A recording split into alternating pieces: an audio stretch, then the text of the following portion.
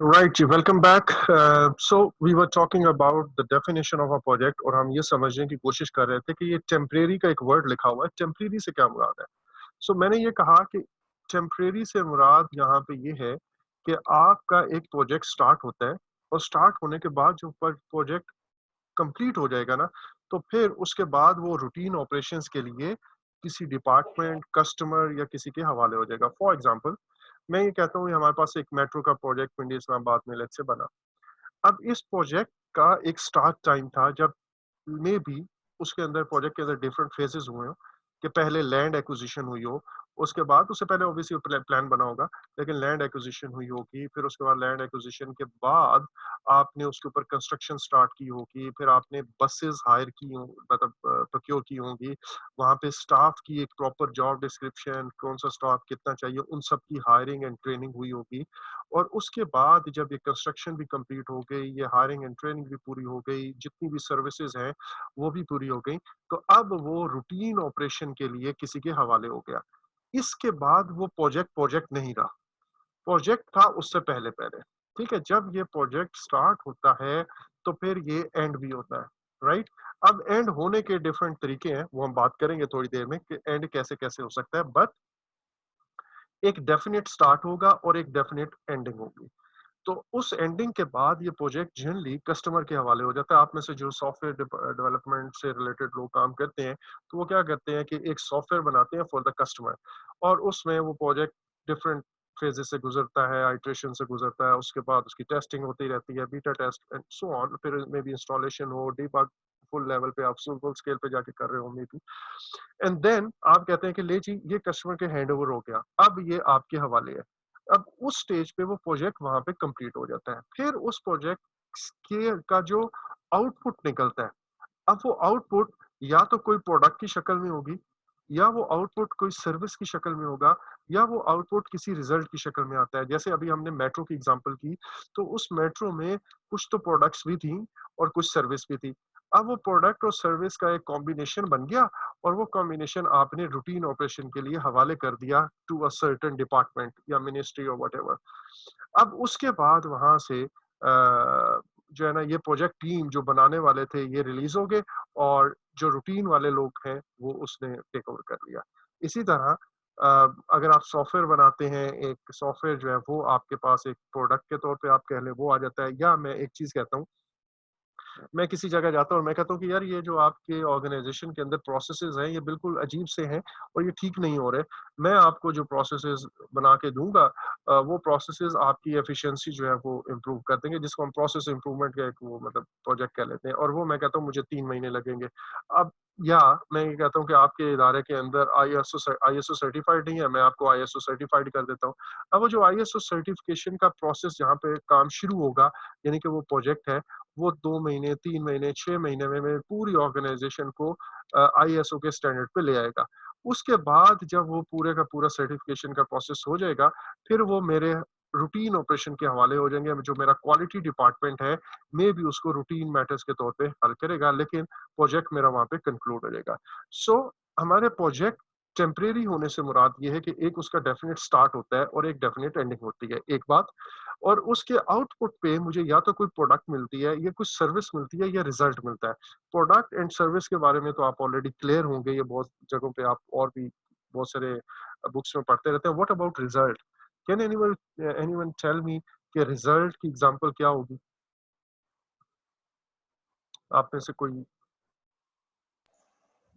Sir जो market research वगैरह होती है वो भी तो वेल एक डन, तरह का well done, well project done. होती है उसका बिल रिजल्ट। बिल्कुल उसका रिजल्ट, ठीक है। वो रिजल्ट मैंने रिसर्च की कि यार, इस जगह पे, फलां जगह पे जो कस्टमर है वो मतलब मुझे इसकी सेल मिलेगी नहीं मिलेगी, फलां प्रोडक्ट की जरूरत है या नहीं है, वो जो बिजनेस एनालिसिस या फिजिबिलिटी में कहते हैं, ये मेरे पास उसका एक रिजल्ट आएगा। रिसर्च प्रोजेक्ट मसलन आप अपनी डिग्री के अंदर एमएस में, पीएचडी में एक रिसर्च कैरी आउट करते हो, प्रोजेक्ट कंप्लीट होता है। एक और मैं आपको बताता हूँ, यूनाइटेड नेशन ने या वर्ल्ड वर्ल्ड हेल्थ ऑर्गेनाइजेशन ने ये कहा कि दो सन ईयर ईयर 2025 तक जो है वो फलां चीज पोलियो का खात्मा हो जाएगा।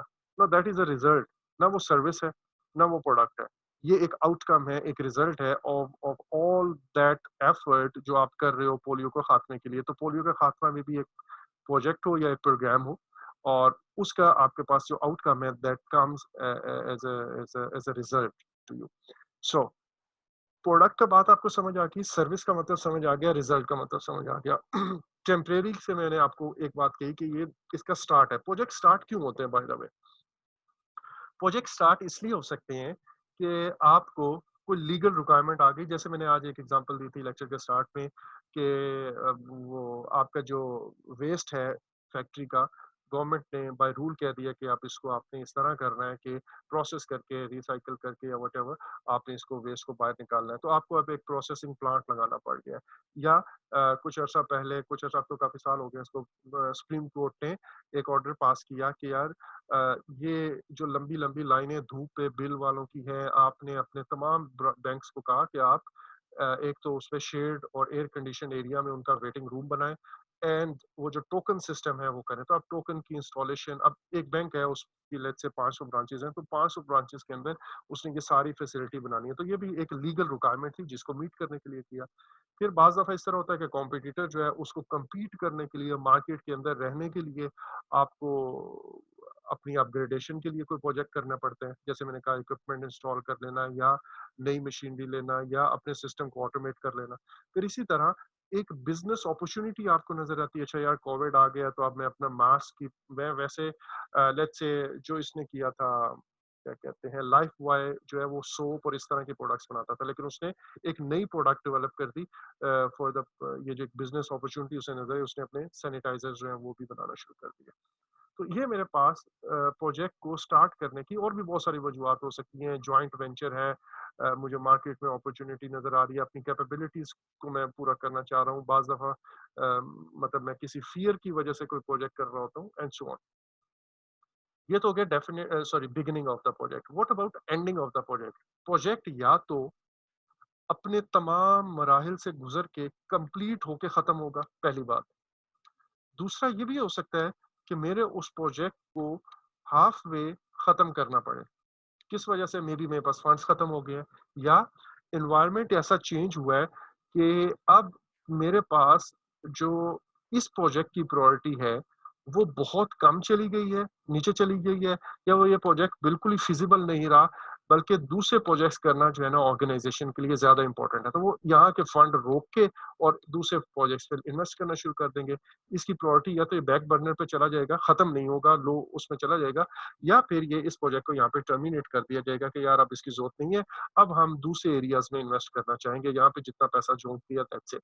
सो प्रोजेक्ट कंप्लीट होने की वजह, सॉरी, प्रोजेक्ट एंड होने की वजह या तो है प्रोजेक्ट कंप्लीट हो जाएगा, या वो प्रोजेक्ट हाफ वे टर्मिनेट हो जाएगा। हाफ वे टर्मिनेट क्यों हो सकता है? एक मैंने आपको बताया कि वो प्रोजेक्ट आगे हो ही नहीं, कोई लीगल उसपे ऑब्जेक्शन लग गया, उन्होंने कहा बस रोक दो, वो एज इट इज रुक गया। या फिर उसके अंदर आपको लगा कि आपके पास फंड्स खत्म हो गए हैं, या फिर आपको लगा कि यार अब इस प्रोजेक्ट की प्रायोरिटी है, इसकी जरूरत नहीं रही है, इसको मैं खत्म कर देता हूँ। एक और चीज हम यूज करते हैं जिसको हम कॉज एंड कन्वीनियंस का नाम देते हैं। कॉज एंड कन्वीनियंस, ये कॉन्ट्रैक्ट मैनेजमेंट की एक टर्म है। कॉन्ट्रैक्ट्स के अंदर हम ये क्लॉज डालते हैं कॉज एंड कन्वीनियंस वाली, कि प्रोजेक्ट किस सूरत में हम समझेंगे कि प्रोजेक्ट खत्म हुआ है। तो एक तो उसके अंदर ऑब्वियसली होता है कि जब ये चीजें कंप्लीट हो जाएंगी, ये पेमेंट्स खत्म हो जाएगी, तो प्रोजेक्ट कंप्लीट होगा। एक होता है कॉज एंड कन्वीनियंस। कॉज का मतलब ये है कि एक पार्टी ने, जो कॉन्ट्रैक्ट के अंदर एक पार्टी है, उस पार्टी ने दूसरी पार्टी के साथ कोई हैंड कर दी है, उसने कॉन्ट्रैक्ट को ब्रीच किया है, कॉन्ट्रैक्ट की वायलेशन की है। और हमने ये क्लॉज में लिखा था कि अगर लेट्स से जो एक सप्लायर है, वो सप्लायर हमें प्रोडक्ट्स दे रहा है, और मैं, वो प्रोडक्ट्स मुझे जो है ना 1 जनवरी 2021 तक, 2021 तक मुझे चाहिए। अब उसने मुझे वो प्रोडक्ट्स इस डेट तक नहीं दी है, तो मैं समझूंगा कि वो मुझे इसके लेट दे रहा है, लेट देने का मुझे फायदा नहीं है, तो इसने कॉन्ट्रैक्ट की वायलेशन की है। और हो सकता है ऐसी सूरत में मैं इसे पेमेंट ना देना चाहूँ, और मैं कहूँ भाई हमारा और आपके बीच जो प्रोजेक्ट था वो यहाँ पे ही because of this thing terminate हो गया। मैं आपके साथ मजीद नहीं रह सकता, मजीद नहीं चल सकता, मजीद नहीं काम कर सकता। तो ये है बिकॉज यू आर क्या कहते हैं, डैमेजिंग माई इंटरेस्ट। तो इस किस्म की अगर कोई वॉलेशन हो तो इस कॉज की वजह से आप प्रोजेक्ट दोनों साइडों में किसी एक तरफ से टर्मिनेट कर दिया जाता है। दूसरा होता है कन्वीनियंस, वो ये होता है कि यार आप भी फंसे हुए हैं, मैं भी फंसा हुआ हूँ, दोनों का पैसा ब्लॉक हुआ हुआ है, अब क्या करें? तो दोनों के लिए कन्वीनिएंट ये होता है कि यार लेट्स पार्ट आवर वेज, अलग अलग हो जाएं, ये हमारे लिए बेहतर है। ठीक है, we just can't continue with this, तो आपके लिए भी बेहतर है, आप भी फंसे हुए हैं, हमारे लिए भी, तो हम कोई मिड का रास्ता निकाल के और वहां पे चीजों को खत्म कर देते हैं। तो ये कॉज एंड कन्वीनियंस की वजह से भी प्रोजेक्ट खत्म होता है, एंड होता है। सो आप देखें टेम्परेरी का मतलब क्या हुआ। टेम्परेरी का मतलब ये हुआ कि मेरा एक प्रोजेक्ट स्टार्ट होता है और खत्म होता है, पहली बात, और खत्म होने पे वो या कोई प्रोडक्ट बनाता है, वो सर्विस बनाता है, या रिजल्ट बनाता है। फिर खत्म क्यों क्यों होता है उसकी भी मैंने आपको रीजन बता दी। सो एक बात आपने याद रखनी है, यहाँ पे टेम्परेरी से मुराद ये नहीं है कि उसका ड्यूरेशन कम होता है। प्रोजेक्ट 10 साल का, जैसे अब पोलियो का खात्मा है, पॉवर्टी रिडक्शन है या एलिमिनेशन है इसकी, ये तो आराम से नहीं होगा प्रोजेक्ट, ये तो 25-25, 30-30 साल, 50-50 साल चल रहे हैं। तो बेसिकली इस किस्म के जो प्रोजेक्ट्स हैं वो एक्चुअल में बहुत लंबे भी हो सकते हैं, और सिर्फ 5 दिन का, 1 हफ्ते का प्रोजेक्ट भी हो सकता है, बट इन आइदर केस अगर उस प्रोजेक्ट की एक एंड डेट है तो it will be called as temporary, उसकी एक डेफिनेट एंडिंग है। एक बात। दूसरी बात, मैंने कहा जो प्रोजेक्ट के डिलीवरेबल्स हैं, डिलीवरेबल्स क्या क्या है, either it would be product, और it would be a service, और it would be a result. वो प्रोडक्ट या सर्विस या रिजल्ट प्रोजेक्ट खत्म होने के बाद भी किसी के इस्तेमाल में रहती है या रह सकती है, लाजमी नहीं है। बट इट, जैसे मैंने कहा मेट्रो का प्रोजेक्ट बना, और मेट्रो का प्रोजेक्ट बनने के बाद ही अब किसी के हैंड ओवर हो गया for routine operations.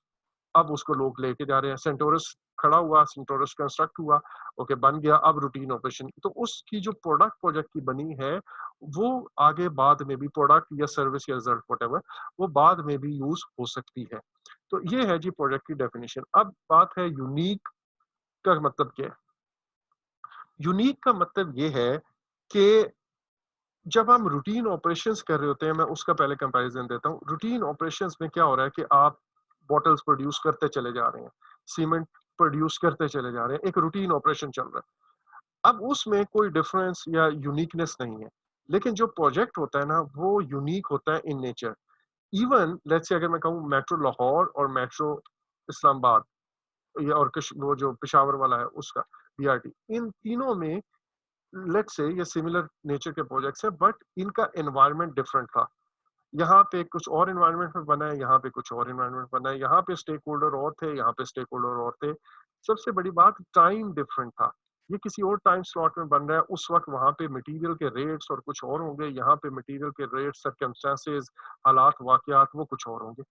So basically उस प्रोजेक्ट के अंदर पार्शली कुछ ना कुछ यूनिक जरूर होती है। हर प्रोजेक्ट इंडिपेंडेंटली अपने अंदर एक अलग से कैरेक्टरिस्टिक्स लिए होता है। हाँ ठीक है, बहुत सारा हिस्सा ऐसा हो सकता है जो रेप्लिकेट हो रहा हो, बट उसके अंदर एनवायरनमेंट का, हालात वाकयात का, रेट्स का, टाइमिंग का, प्रोजेक्ट टीम का, स्टेक होल्डर्स का कोई ना कोई एंगल डिफरेंट जरूर होता है। इसलिए हम इसे कहते हैं it's unique in nature. Routine operation इसके बरक्स ऐसे हैं जो सिमिलैरिटी उनके अंदर होती है, एक ही तरह की प्रोडक्शन धड़ाधड़ चली जा रही है, चली जा रही है। कभी वो प्रोडक्शन कम हो जाती है, कभी प्रोडक्शन ज्यादा हो जाती है, but it just keep on going as a routine operation, as a routine process. So अभी तक आपको इस प्रोजेक्ट के बारे में कोई बात समझ आई ना आई हो, you may ask. Okay, I hope this point is clear. अब जरा स्लाइड्स पे ये जो मैंने बातें की हैं, वो कुछ ना कुछ बातें लिखी हुई हैं। मसलन एंड ऑफ प्रोजेक्ट कब आता है, जब प्रोजेक्ट के पूरे ऑब्जेक्टिव अचीव हो जाए, दैट मींस कंप्लीट हो जाए, या हमें ये लगता है कि यार अब ऑब्जेक्टिव ये मीट करना पॉसिबल नहीं है, इसको टर्मिनेट कर दो, या मैं ये कहता हूँ कि मेरे पास फंड्स जो हैं वो अवेलेबल नहीं है, या फिर मैं कहता हूँ कि अब इस प्रोजेक्ट की मुझे जरूरत नहीं है। मतलब बाज़ दफा कस्टमर कह देता है कि यार आई डोंट नीड इट, बस इसको खत्म कर दो, जितना बनता है मेरे से ले लो, हाफ वे आप इसको छोड़ देते हैं। या फिर वैसे हम ये कहते हैं कि मेरे पास उससे रिलेटेड कोई रिसोर्सेज अवेलेबल नहीं है, या पैसा खत्म हो गया, या फिर कॉज और कन्वीनियंस, और कॉज और कन्वीनियंस मैं आपको पहले से एक्सप्लेन कर चुका हूँ। अब यूनिक प्रोडक्ट और रिजल्ट और सर्विस, इसमें यूनिक की डेफिनेशन भी होगी कि ठीक है कुछ ना कुछ रिपीटेटिव एलिमेंट्स हो सकते हैं, बट स्टिल उसकी कुछ ना कुछ यूनिक कैरेक्टरिस्टिक्स उसके अंदर होती हैं। देन हमने ये कहा कि जो उसके प्रोडक्ट्स और सर्विस हैं वो उनका क्या मतलब है। अब इसमें दो टर्म्स यूज होती हैं, एक होता है ऑब्जेक्टिव्स और एक होता है डिलीवरेबल्स। ऑब्जेक्टिव्स बेसिकली हमारे पास, डिलीवरेबल्स भी एक ऑब्जेक्टिव है। मसलन मैं ये कहता हूँ इस प्रोजेक्ट को मुझे टाइम पे बनाना है, this is one of my objective. मुझे इस प्रोजेक्ट को within given allocated budget बनाना है, दिस इज अनदर ऑब्जेक्टिव। मुझे इस प्रोजेक्ट को रिस्क फ्री बनाना है, दिस इज अनदर ऑब्जेक्टिव। मुझे इस प्रोजेक्ट को जो प्रोडक्ट होंगी या इस प्रोजेक्ट की जो डिलीवरेबल्स हैं उनकी क्वालिटी लेवल वही होनी चाहिए जो कस्टमर की डिजायर है, कस्टमर सेटिस्फेक्शन इज अनदर वो ऑब्जेक्टिव। इसके अलावा कुछ और भी ऑब्जेक्टिव्स हो सकते हैं, मसलन मुझे फलां डेट से पहले पहले ये प्रोजेक्ट बनाना है, टू क्योंकि ये पब्लिक मनी से प्रोजेक्ट बना हुआ है तो मुझे इसको अगले इलेक्शन में कैश कराना है मे बी, ठीक है, this is another political objective. So इसी तरह कुछ सर्विसेज हैं, जैसे अब कोविड से रिलेटेड अगर मैं कहूँ तो वहाँ पे यार जल्दी जल्दी बनाना है बिकॉज लोग मर रहे हैं, बहुत ज्यादा जरूरी है हमें इसके vaccine banana may be, this is another objective. अच्छा, एक और होता है कि मैं कहता हूँ यार ये फर्स्ट टाइम हम प्रोजेक्ट कर रहे हैं, मैंने अभी अभी अपना एक सॉफ्टवेयर हाउस बनाया है नया नया और ये मेरा पहला एक्सपीरियंस है। आई वुड लाइक कि यार मैं जो जो चीजें कर रहा हूँ ना इसकी डॉक्यूमेंटेशन साथ के साथ होती है, कस्टमर से क्या मैंने कम्युनिकेट किया, उसकी रिक्वायरमेंट कैसे बनाई, एड्स कैसे बनाए, सो दैट अगले प्रोजेक्ट्स में मैं इन डॉक्यूमेंट्स को फर्दर यूज कर सकूं। तो ये जो लर्निंग ऑब्जेक्टिव्स हैं ये भी एक ऑब्जेक्टिव है। और इसके अलावा ऑब्वियसली मुझे स्कोप पूरा करना है, वो जो डिलीवरेबल बनाना है वो भी एक ऑब्जेक्टिव है। सो ये ऑब्जेक्टिव एंड डिलीवरेबल्स के उस कैटेगरी में आता है। अब मेरा प्रोजेक्ट तब ही सक्सेसफुल गिना जाएगा जब मैं अपने ऑब्जेक्टिव्स को मीट करूंगा। मसलन क्या मैंने विद इन बजट बनाया, अगर विद इन बजट बनाया तो टाइम के लिहाज से मेरा प्रोजेक्ट टाइम डायमेंशन पे सक्सेसफुल है, with in sorry sorry with in budget बनाया तो कॉस्ट से रिलेटेड, और with in time given time frame बनाया है, ड्यूरेशन के अंदर अंदर बनाया तो टाइम के लिहाज से, विद इन क्वालिटी है तो क्वालिटी वाला ऑब्जेक्टिव। सो अब मैं ये देखूंगा बाज दफा इस तरह होता है कि आपका एक प्रोजेक्ट कुछ ऑब्जेक्टिव्स पे सक्सेसफुल होता है और कुछ ऑब्जेक्टिव पे सक्सेसफुल नहीं होता। अब यहाँ पे मैं आपको एक थोड़ी सी आप कहने के एक एडिशन कर रहा हूँ और वो ये है कि एक मेरा प्रोजेक्ट है, वो मैं जब लॉन्च करता हूँ, मेट्रो प्रोजेक्ट था। अब मेट्रो ऑर्गेनाइजेशन ने या गवर्नमेंट ने जो project as a whole conceive किया वो इस तरह था कि यार एक आपने इस प्रोजेक्ट को बनाना है और एक आपने उस प्रोजेक्ट को रन करना है, ये दो अलग अलग चीजें। इसको हम कह रहे हैं ये रूटीन ऑपरेशन है और एक इस प्रोजेक्ट है, लेकिन गवर्नमेंट या ऑर्गेनाइजेशन इसको एज अ होल एक प्रोजेक्ट के तौर पे देखती है। अब हम कहते ये हैं कि हो सकता है ये प्रोजेक्ट लेट से वो विद इन टाइम भी बन गया हो, विद इन बजट भी बन गया हो, उस क्वालिटी के मुताबिक बन गया हो, रिस्क फ्री भी हो, वगैरह वगैरह। ये जितने भी ऑब्जेक्टिव थे ये थे प्रोजेक्ट मैनेजमेंट के ऑब्जेक्टिव, कि मेरा प्रोजेक्ट ठीक तरह से मैनेज हो गया, यस दैट्स फाइन। लेकिन उस प्रोजेक्ट के कुछ लॉन्ग टर्म ऑब्जेक्टिव्स भी होंगे। मसलन ये हमारी एक लार्ज पॉपुलेशन के लिए सर्विसेज प्रोवाइड करे, ये हमारा प्रोजेक्ट जो है वो सेल्फ सर्वाइविंग हो, अपना पैसा खुद जनरेट कर सके, ये ना मुझे सब्सिडी देना पड़े। अब मुल्तान वाले जैसे मेट्रो के बारे में एक चीज कहा जाती है कि वो इस रूट पे बना है कि वहां पे वो खाली बसें चल रही हैं। वाई? क्योंकि अब उसका एक लॉन्ग टर्म ऑब्जेक्टिव था ना कि पॉपुलेशन को फैसिलिटी मिले, लेट्स से अब वो ऑब्जेक्टिव फेल हो गया। सो अब यहाँ पे short term objective let's say meet हो गए हैं, लॉन्ग टर्म ऑब्जेक्टिव जो है प्रोजेक्ट मीट नहीं कर पा रहा, लेकिन प्रोजेक्ट मैनेजमेंट का जो कंसर्न है वो ये शॉर्ट टर्म ऑब्जेक्टिव्स हैं। हाउएवर यहाँ पे during management of this project कुछ चीजें ऐसी हो सकती हैं जो मेरे लॉन्ग टर्म ऑब्जेक्टिव्स को इफेक्ट करें। मसलन अगर इसकी क्वालिटी ठीक नहीं थी, या यहाँ पे जो मैंने मशीनरी यूज की, या इसके अंदर जो इक्विपमेंट इंस्टॉल कर लिया है वो इक्विपमेंट मैंने अपने प्रोजेक्ट को कॉस्ट के अंदर अंदर खत्म करने के लिए सस्ता लगा दिया है, लेकिन अब उसके उसका इफेक्ट ये हुआ कि लॉन्ग टर्म में उसकी मेंटेनेंस कॉस्ट इतनी बढ़ गई है कि अब मुझे जो है ना यहाँ पे मेरी इनकम जो है वो कॉस्ट से कम हो गई है, मुझे लॉस हो रहा है। सो बेसिकली प्रोजेक्ट मैनेजमेंट के अंदर भी कुछ एस्पेक्ट्स ऐसे होते हैं जो प्रोजेक्ट कंप्लीशन के बाद भी उसके असरात जारी रहें। ठीक है, तो आपने ये काइंडली इस बात को प्रोजेक्ट मैनेजर्स ने लाजमी अपने माइंड में रखना है। अच्छा जी, अब ये आ गया ऑब्जेक्टिव्स और उसकी बात।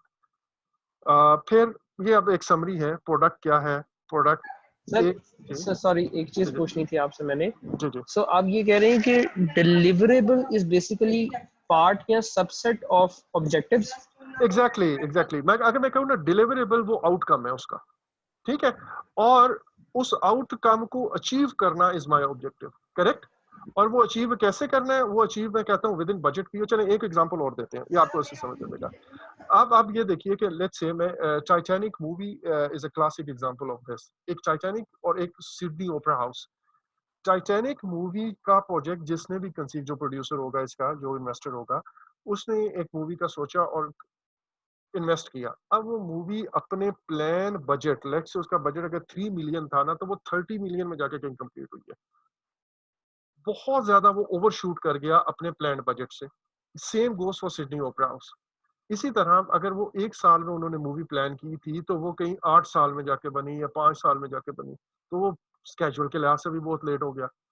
Same goes for Sydney opera house. But उसका जब वो प्रोजेक्ट लॉन्च हो गया ना, जब वो बन गया, तो उसके बाद उसका रिटर्न ऐसा आया कि वो ब्लॉकबस्टर्स हुई। अब वो अपने जितना भी बजट लगा था उसने कई गुना ज्यादा कमा लिया, और इसी तरह सिडनी ओपेरा हाउस जो है वो कमा रहा है। तो अब आप देखें कि उस प्रोजेक्ट का जो आउटकम आया है वो इतनी क्वालिटी का आया है, यानी कि उस प्रोजेक्ट का जो डिलीवरेबल आया है वो इतना अच्छा बना है। हाँ, कॉस्ट ऑब्जेक्टिव पे वो फेल हो गया, स्केड्यूल ऑब्जेक्टिव पे फेल हो गया, but long term objective of the organisation या इन्वेस्टर या कस्टमर वो मीट कर रहा है। ठीक है। सो प्रोजेक्ट मैनेजर, ये ऑब्जेक्टिव्स का माइंड में होना क्यों जरूरी है, मैं इस पे एम्फोसिस क्यों दे रहा हूँ? वो इसलिए दे रहा हूँ कि जब आप प्रोजेक्ट मैनेज कर रहे होते हो ना, उस वक्त दरमियान में ऐसे हालात आते हैं जहां पे आपकी एक कॉन्फ्लिक्ट सिचुएशन आ जाती है कि यार, मैं पैसा बचाता हूँ तो प्रोजेक्ट लेट हो जाएगा। जाहिर है मैं एक टीम लगाऊंगा, अगर मैं 2 टीम लगाना चाह रहा हूँ, डबल मशीनरी डबल इक्विपमेंट लगाना चाह रहा हूँ, तो कॉस्ट बढ़ जाएगी।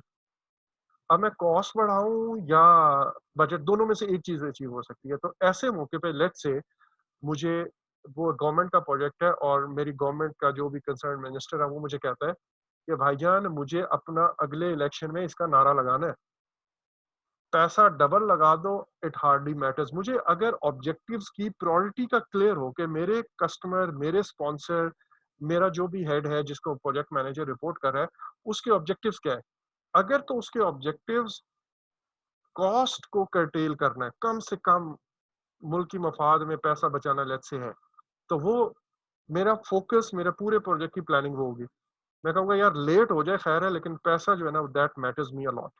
लेकिन अगर मेरा कस्टमर कहता है भाई, और कितनी दफा इस तरह होता है, कस्टमर कहता है भाई आप पैसे की फिक्र ना करें, ठीक है, अब मुझे ऑब्जेक्टिव्स क्लियर हो गए कि टाइम जो है वो और क्वालिटी जो है वो हाई प्रायोरिटी पे ऑब्जेक्टिव है। ठीक है। सो इसलिए ऑब्जेक्टिव्स को हम माइंड में जरूर रखते हैं, और इसके बारे में हम मजीद भी आगे बात करेंगे थोड़ी देर में इंशाल्लाह, अगर तो सर टाइम। उन्हीं ऑब्जेक्टिव्स को, सर अगर कॉस्ट फिर एक ऑब्जेक्टिव है या टाइम एक ऑब्जेक्टिव है, उसी हिसाब से फिर हमारे डिलीवरेबल्स भी चेंज होंगे। देखिए, आइडियली जब हम शुरू में प्रोजेक्ट प्लान करते हैं, ये हम पढ़ेंगे प्लानिंग के वक्त, हम जब प्रोजेक्ट प्लान कर रहे होते हैं ना, तो हम ये चाहते हैं कि हम अपने तमाम ऑब्जेक्टिव्स को अचीव करें। आइडियल सिनेरियो ये। ठीक है। आप खाली अरकम म्यूट कर लीजिएगा, अरकम तो पता नहीं किसका है। आगे मैं कर रहा था। अच्छा जी। सो उस वक्त मेरे, जब मैं प्लान करता हूँ, मैं इस तरह प्लान प्लान करता हूँ कि यार, जीवन, given quality, given budget, given schedule and so on, उसके अंदर अंदर ये प्रोजेक्ट हो। कल मैंने एक बात कही थी कि प्रोजेक्ट मैनेजर्स और रेंजर्स, और अगर गिवन बजट या गिवन स्केड्यूल में उसे प्लानिंग के वक्त नजर आ गया कि भाई ये इतने बजट में पॉसिबल नहीं है, तो ही मस्ट से इट और she must talk to his और हर मैनेजमेंट, या अपने कस्टमर को बताए भाई इतने में नहीं हो सकता। मैं इसका एक सिनेरियो आपको भी थोड़ी देर में बताता हूँ, बल्कि पहले मैं वही बना देता हूँ ताकि आपको ये चीज क्लियर हो। सर मैं एक क्वेश्चन पूछना चाहती हूँ। जी जी, आप भी पूछें। सर जो अगर बाद में हम कॉस्ट जो है उसको निगलेक्ट कर रहे हैं, टाइम लाइन को निगलेक्ट कर रहे हैं, हम्म। और हम जस्ट क्वालिटी पे फोकस फोकस करें। कर रहे हैं, हाँ। तो उसके बाद जो भी हमारे डिलीवरेबल्स आएंगे या फिर जो भी हमारे टास्क एडिशनल ऐड होंगे, तो हम्म। वो एज अ सीआर ट्रीट नहीं होंगे?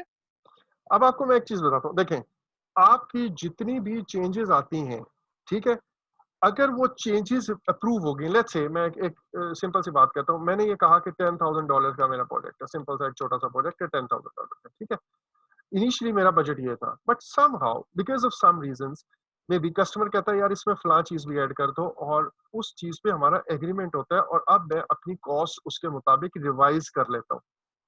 अब ये जो कॉस्ट रिवाइज हो गई, अब मैं अपनी परफॉर्मेंस या अपनी सक्सेस 10,000 के हिसाब से नहीं रखूंगा। लेट्स से वो 2,000 मुझे जो एक्स्ट्रा मिला है, 12,000 जो है ये मेरा प्रोजेक्ट ऑब्जेक्टिव ये हो जाएगा कि मुझे विद इन दीज 12,000 जो है अपना प्रोजेक्ट कंप्लीट करना है। तो जिसको हम टेक्निकली कहते हैं कि हम अपनी बेस लाइन को रिवाइज कर लेते हैं। ये बेस लाइन वाला कॉन्सेप्ट हम पढ़ेंगे, लेकिन जो मैंने अपना प्लान बजट वो किया हुआ था उससे बढ़ जाता है। एक चीज अभी जरा देखिएगा, प्रैक्टिकल सिनेरियो ये होता है, एक ऑर्गेनाइजेशन है, ये एक ऑर्गेनाइजेशन है, इसने अपनी कोई बिल्डिंग कंस्ट्रक्ट करनी है, कोई सॉफ्टवेयर बनाना है, लेट्स से वेबसाइट बनाना है, कोई भी एक प्रोजेक्ट इस ऑर्गेनाइजेशन ने खुद करना है। अब वो पहली कोशिश ये करती है या चेक ये करती है कि क्या मैं अपनी ऑर्गेनाइजेशन के अंदर ये रिसोर्सेज इस प्रोजेक्ट को कंप्लीट करने के हैं या नहीं है। लेट्स से वो कहती है कि जी हमारे पास इसके रिसोर्सेज नहीं है। अब क्या होगा, ये ऑर्गेनाइजेशन अखबार में एडवर्टाइजमेंट देगी या वेबसाइट पे वट और कहेगी कि यार तमाम वो लोग जो वेबसाइट बनाने में इंटरेस्टेड हैं मार्केट में अवेलेबल, वो जरा बिड करें, टेंडर दें, वट वो जो एक प्रोसेस है पूरा प्रोक्योरमेंट का हम पढ़ेंगे, ठीक है, अपनी प्राइसेस कोट करें वगैरह वगैरह। जैसे इस वक्त लेट्स से आप में से बहुत सारे इस मरहले में है कि मैं एक कोर्स ऑफर कर रहा हूँ, मैंने आपको एक कोट दिया है, एक और बंदे ने भी आपको कोट दिया है, एक तीसरे बंदे ने भी कोटेशन दिया है, मैंने अपने स्पेक्स दिए हैं, उन्होंने अपने स्पेक्स दिए हैं। अब आप उनमें से कोई एक पिक करोगे, करेक्ट। अब ये जो मार्केट में आपके पास ये आपकी रिक्वायरमेंट थी, ये कोर्स करना, ये वेबसाइट बनाना, ये आपकी एक रिक्वायरमेंट है और आप मार्केट में जाके ढूंढ रहे हो। अब अल्टीमेटली मैंने, लेट्स से मैं वेबसाइट की बात करता हूँ, इस ऑर्गेनाइजेशन ने कहा कि मैं आपको लेट्स से 50,000 में ये वेबसाइट फुली ऑपरेशनल बना दूंगी। दूसरी ने 65 का, किसी ने 75 का वगैरह वगैरह। आपको ये 50,000 वाली ऑर्गेनाइजेशन पसंद आ गई, तो अब क्या होगा, अब आप बाकी दो को फारिग कर दोगे और अपना ये प्रोजेक्ट इस ऑर्गेनाइजेशन से करवाओगे। अब जैसे ही ये वाली ऑर्गेनाइजेशन वो प्रोजेक्ट विन कर लेगी, वो प्रोजेक्ट कॉन्ट्रैक्ट विन कर लेती है, तो फिर अब अपनी ऑर्गेनाइजेशन के अंदर लेट्स से एक सॉफ्टवेयर हाउस है, वो देखेगा कि यार मेरा प्रोजेक्ट मैनेजर कोई है जिसको मैं कहूँ कि भाई 50,000 हमें उधर से मिलेगा, लेकिन आपने ये प्रोजेक्ट 40,000 में करना है, जो ऊपर वाला 10,000 है वो मेरा प्रॉफिट है। अब जो प्रोजेक्ट मैनेजर को उस प्रोजेक्ट का बजट एलोकेट किया जाएगा वो 40,000 किया जाएगा। और अब इसने कस्टमर से ये कहा कि सर हम आपको 6 मंथ में ये वेबसाइट बना के दे देंगे, और इसको वो कहेगा कि यार 5 मंथ्स में या 6 मंथ में वट टाइम वो इसको देगा। तो अब प्रोजेक्ट मैनेजर को जो टाइम स्लॉट मिली है, टाइम एलोकेट किया गया है, वो ये होगा।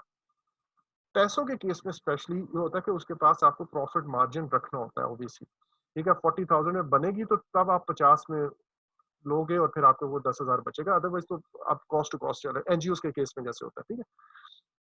अब project manager at this stage ये एनालाइज करता है ड्यूरिंग द प्लानिंग कि वो प्रोजेक्ट को इस गिवन बजट में, सॉरी, इस गिवन बजट में और इस गिवन टाइम में कंप्लीट कर भी सकता है या नहीं कर सकता।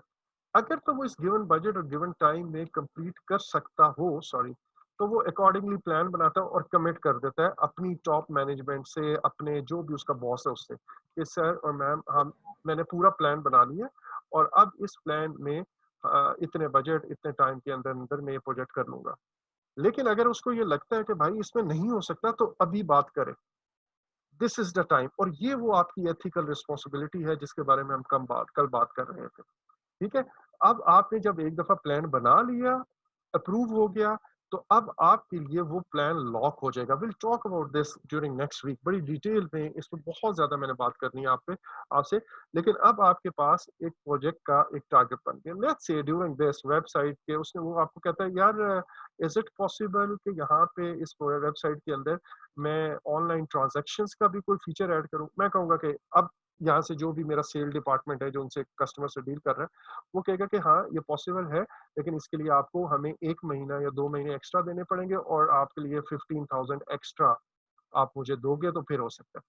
अब अगर वो उससे हमारा एग्रीमेंट हो जाता है तो अब हमारा कॉन्ट्रैक्ट रिवाइज हो जाएगा और ये मुझे जो भी मेरा टॉप मैनेजर है वो मुझे कहेगा कि भाई आप में एक प्रोजेक्ट के अंदर चेंज आ गई। मैं उसे कहता हूँ सर ये तो टाइम लगेगा इसमें, और वो कहता है कि हाँ ठीक है मैंने 2 महीने एक्स्ट्रा ले लिए, और अगर इतने ही लगने हैं तो फिर ठीक है, अदरवाइज मैं उससे बात करूंगा मैनेजर, नहीं सर ये 2 महीने में नहीं हो सकता। या वो कमिट कर लेता है, मैंने उससे 15,000 लिए, मैं कहूँगा सर ये 15,000 आपने ले लिए हैं लेकिन इसकी कॉस्ट जो है वो 16,000 जा रही है तो आप तो 1,000 लॉस में आएंगे, वगैरह वगैरह, वट एवर द केस में भी। तो अकॉर्डिंगली मैं अपना बजट या अपना स्केड्यूल वो रिवाइज करूंगा। अब मेरे ये जो नए ऑब्जेक्टिव्स हैं ना, उसमें मेरा नया स्केड्यूल और नया बजट होगा, राइट। अब मैंने अपनी progress towards end of this project जब मैं मेजर करूंगा कि how successfully this project manager manage this project, तो मैं इस रेफरेंस से करूंगा, ना कि पुराने रेफरेंस। ठीक हो गया जी, ये बात क्लियर है? अच्छा जी, so that is all about what is project, I guess यहाँ तक तो हो गया। अब मैं आपसे एक सवाल पूछता हूँ, ठीक है? ये तो वो बात थी जो बुकिश डेफिनेशन थी, मोस्ट ऑफ द बातें इसमें आपको ऑलरेडी पता थी। आपके सामने एक सिनेरियो है, आपका मैनेजर आपके ऑफिस में आता है और आपको कहता है कि यार वो हमारा सिस्टम इज ब्रोकन, वो खराब हो चुका हुआ है, तो can you figure out what is wrong with it and fix it. आप आईटी डिपार्टमेंट में काम कर रहे हैं, कैन यू टेल मी कि ये जो गिवन सिनेरियो है ये एक प्रोजेक्ट है या नहीं है?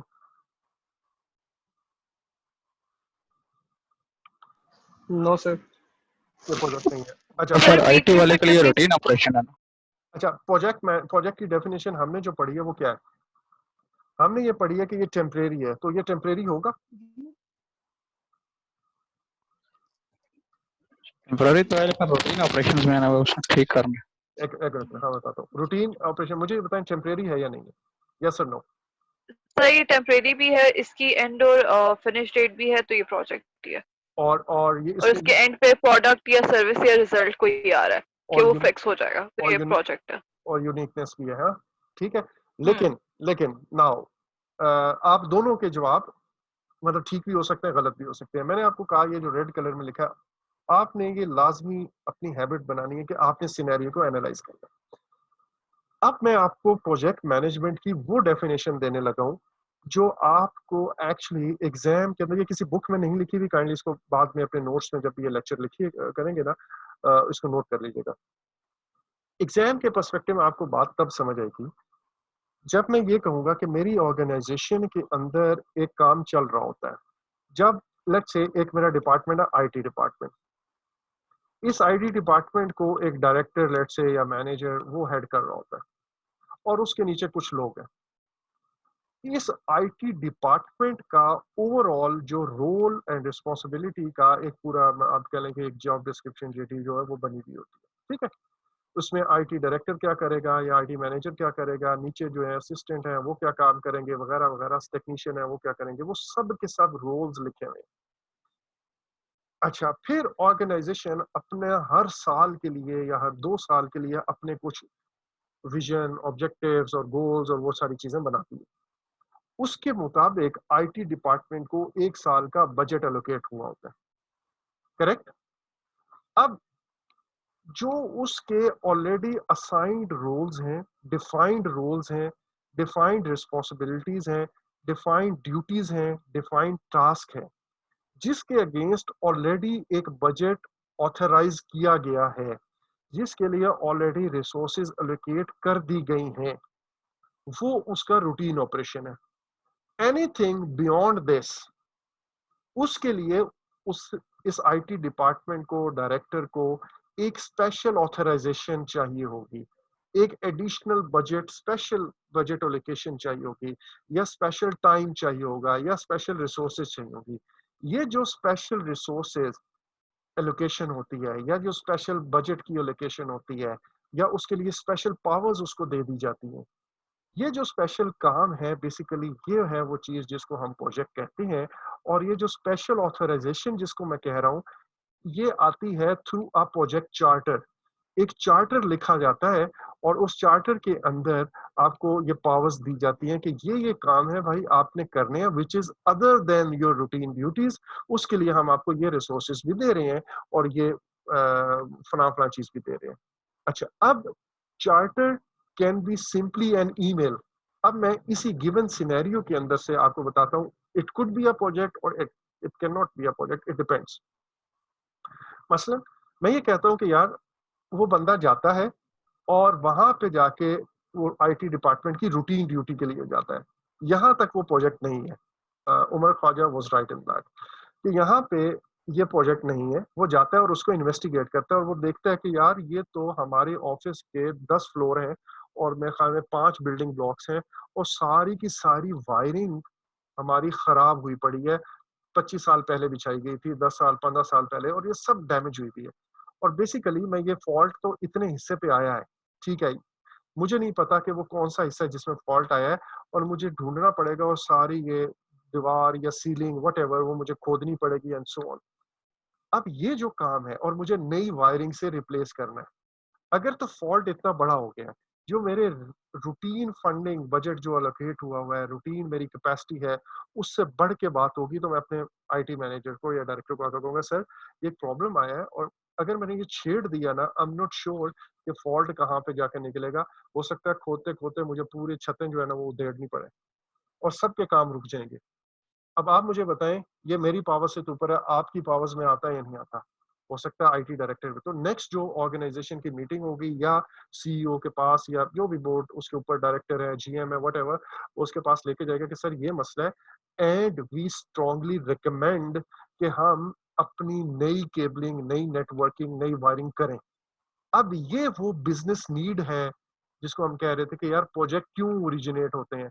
ये ले जी, एक प्रॉब्लम ये आ गया कि मेरा कोई चीज पहले वाली खराब हो गई, मुझे नया सिस्टम इंस्टॉल करना है, तो एक यहाँ पे नया प्रोजेक्ट के तौर पे ये चीज बन के आएगी सामने। और फिर ऑब्वियसली उस प्रोजेक्ट की प्रायोरिटी सिलेक्ट होगी, उस प्रोजेक्ट को अप्रूव किया जाएगा या नहीं किया। अगर तो वो कर दिया जाता है तो टॉप मैनेजमेंट में भी इसी आईटी डायरेक्टर को प्रोजेक्ट मैनेजर के तौर पे नॉमिनेट करे कि आपका ये बेबी है, आपका ये हेडेक है, आपका ये डिपार्टमेंट है, आपने इस प्रोजेक्ट को मैनेज करना है, अब हमारी सारी नेटवर्किंग नई इंस्टॉल होगी, दैट्स इट। उसके लिए आपको स्पेशल बजट दिया जाता है, नंबर 1। नंबर 2, आपको जो रिसोर्सेज जिस भी डिपार्टमेंट से चाहिए आप उनसे ले लें और तमाम डिपार्टमेंट्स को, लेट्स से ये सिंपली एक ईमेल है प्रोजेक्ट चार्टर, लेट्स से, वैसे तो बड़ा कॉम्प्लेक्स भी हो सकता है बट मैं सिंपल चार्टर बताता हूँ।